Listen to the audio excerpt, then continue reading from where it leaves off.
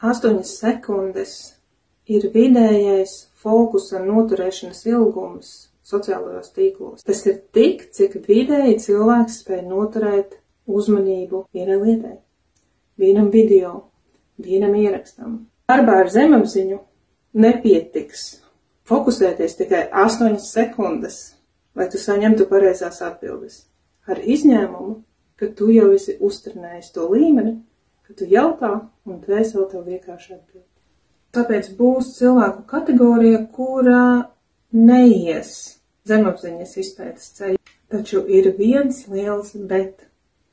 To atbildi, ko tu būsi saņēmis zemapziņas procesā, tu saņemsi ne tikai ar savu prātu, bet ar visu savu ķermeni, ar savu intuitīvo jušanu no zemapziņas un no dvēseles augstākiem plāniem.